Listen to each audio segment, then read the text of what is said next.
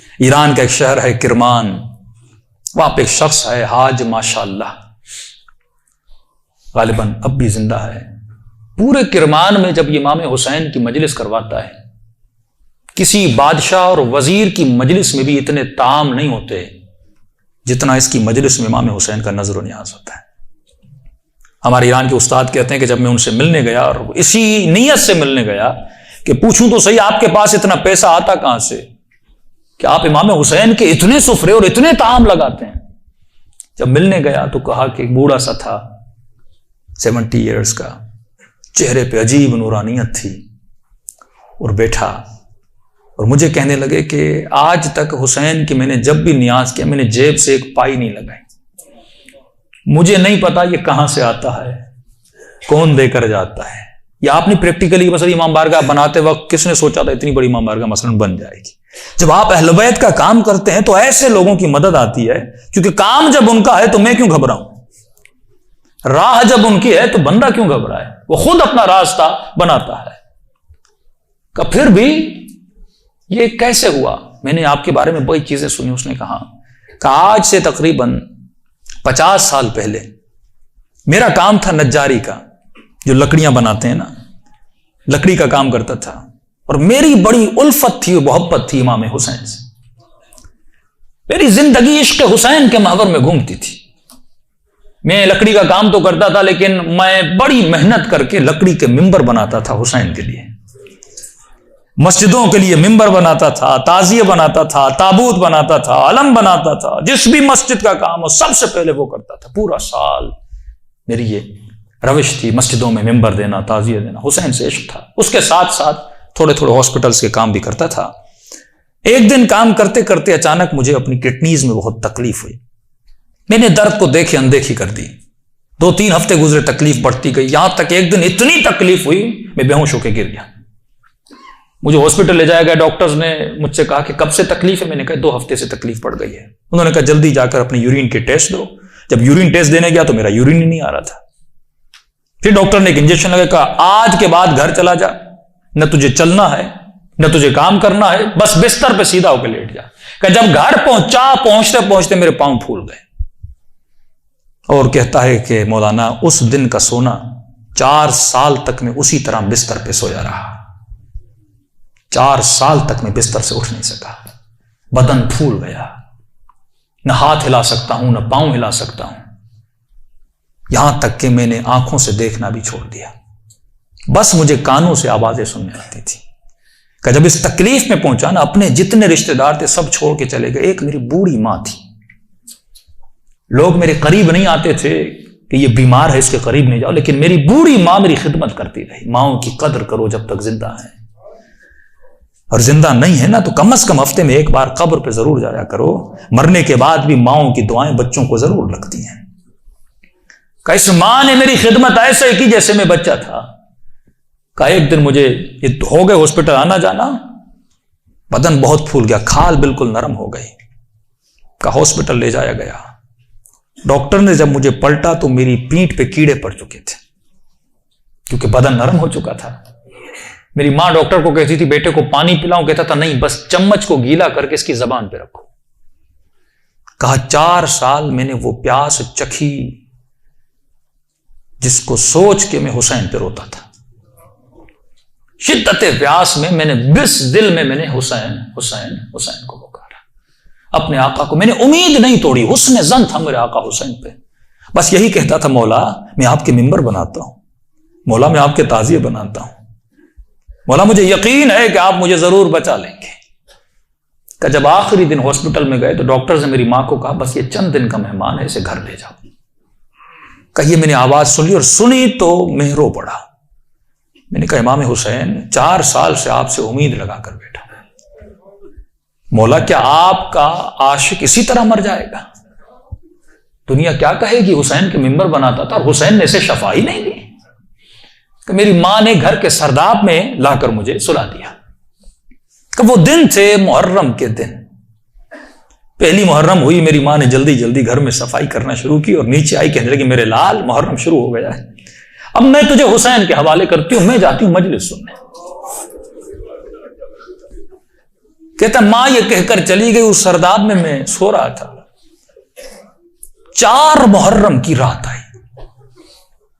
आज भी उसका घर मौजूद है, सब कुछ है। 4 मुहर्रम की रात आई, मैंने देखा खिड़की से एक परिंदा अंदर आया। कहते तब तक कान काम करते थे, लेकिन जैसे ये परिंदा आया मेरी आंखों ने देखना शुरू किया।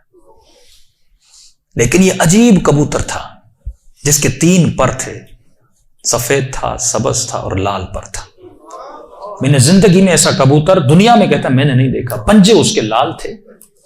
आया और आकर मेरे सिरहाने पे बैठ गया। बैठने के बाद उसने कलाम करना शुरू किया। मेरे कानों में आवाज देकर कहा तुझे प्यास लगी है, कुछ खाओगे, कुछ पियोगे? कहा 4 साल से जबानों पे ताला लगा था, पर अब यह ताला खुल गया। मैंने कहा मुझे बहुत प्यास लगी है, इतने सालों से प्यासा हूं। कहा पता नहीं उसकी चोंच में क्या था, उसने मेरे मुंह में डाला, बस वो बदन में जाना था। एक अजीब सी फरहत मुझे मिली। फिर वो परिंदा उड़ा और उड़ के सामने कुर्सी थी उस पर बैठ गया। अब मैं कह रहा अपने जहन में ये कह रहा था कि मौला हुसैन अगर तूने भेजा है तो ये उड़ के मेरे पास आएगा या मेरे बिस्तर के नीचे जाएगा। अगर तूने नहीं भेजा ये उड़ के चला जाए। का इतना कहना था, वो परिंदा उड़ा और मेरे बिस्तर के नीचे जाकर बैठ गया। का बस इतना हुआ, लेकिन अभी भी बिस्तर पे लेटा हुआ हूं, लेकिन थोड़ी फरहत मुझे मिल चुकी है।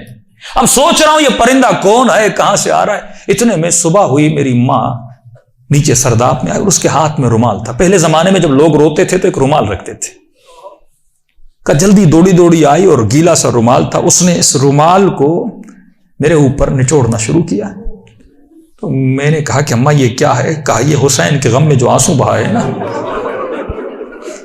तेरे बदन पे मल रही है ताकि खुदा तुझे शफा दे दे। ये कहकर मेरी मां चली गई। जैसे जा रही थी मैंने कहा अम्मा अगर जहमत ना हो, एक कबूतर है इस बिस्तर के नीचे, अगर जहमत ना हो इसके लिए थोड़ा दाना और पानी रख लो। मां ने कहा कबूतर कहां से? कहा बस रख लो। कहा मां आई और उसने नीचे दाना रखा, पानी रखा, चली गई। कहते गालिबन 10 मुहर्रम का दिन हुआ। अब ये 10 या 14 इसके बीच में कहता है दिन हुआ। आशूरा का दिन हुआ। मैंने कहा मौला हुसैन आपकी आशूरा भी आ गई, अब भी मुझे शफा नहीं दोगे? कहा रो ही रहा था कि अचानक मेरे कमरे का दरवाजा खुला और मैंने एक नूरानी शख्स को अंदर आते हुए देखा। कि तब बिस्तर के साथ जो कुर्सी थी वहां आकर बैठ गए। बस मैंने चेहरा देख के समझ गया ये मेरा हुसैन है। कहता मुझे नहीं पता मैंने कैसे समझा, लेकिन मैंने देखा, मैं समझ गया मेरा आका हुसैन है। कह रहा जैसे मैंने इमाम हुसैन को देखा, खुद कहते मैंने मौला का ये बाजू पकड़ लिया और बाजू को पकड़ के मैंने हुसैन को लिपटने की कोशिश की। कभी बाजू का बोसा ले रहा था, कभी हाथों का बोसा ले रहा था। कहता जब मैंने हाथ देखे ना तो मौला की उंगलियां कटी हुई थी। मैंने कहा मैं कुर्बान जाऊं मेरे आका, 4 साल से इंतजार में, मेरी जान आप पे फिदा मौला, इतनी देर लगा दी अपनी जियारत करने। इमाम हुसैन ने अपना हाथ मेरे सर पे फेरना शुरू किया। कहा आज माशाल्लाह हम आ गए, हमारा इंतजार था, हम आ गए, तेरा इंतजार खत्म हो गया, बता तुझे क्या चाहिए। मैंने कहा मैं नहीं बताऊंगा, आपको पता है मुझे क्या चाहिए। आप मेरे हाल को देख रहे, मैं जबान से कुछ नहीं मांगूंगा, आपको पता है कि मुझे क्या चाहिए। का इतना कहना था, हुसैन ने मेरे वजूद पे हाथों को फेरना शुरू किया। मेरे हाथों को फेरा, मेरे कांधों को फेरा, मेरे जिस्म पे हाथ लगाए।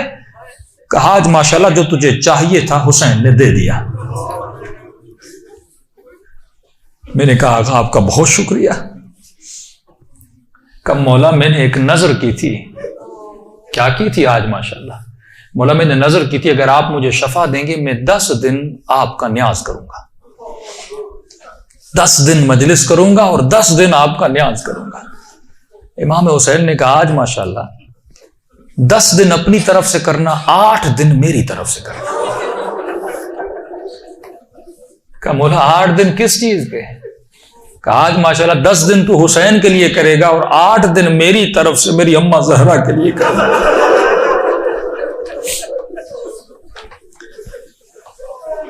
कहता ये कहकर हुसैन चले गए। और जब चले तो मैं रोने लगा। इतने में वो परिंदा बिस्तर के नीचे से निकला और उसने परवाज करना शुरू की। कहता मुझे नहीं पता वो परिंदा पढ़ क्या रहा था, हसीन आवाज में कुछ कह रहा था। आवाज सुन के मेरी मां दौड़ती हुई नीचे आई। जैसी नीचे आई, लेकिन दहशत इतनी थी उस आवाज में, मेरी मां अंदर नहीं आ रही थी, पीछे से कह रही थी माशाल्लाह ये कमरे में आवाजें कैसी है। मैं रोकर कह रहा था अम्मा अंदर आ जाओ, हुसैन ने मुझे शफा दे दी। ये बूढ़ी मां दौड़ी दौड़ी आई, कभी दाएं दौड़ रही है कभी बाएं दौड़ रही है, कहां है मेरा आका हुसैन। कहा मैं बिस्तर पे बैठा था, वो सूजन हर चीज खत्म हो गई।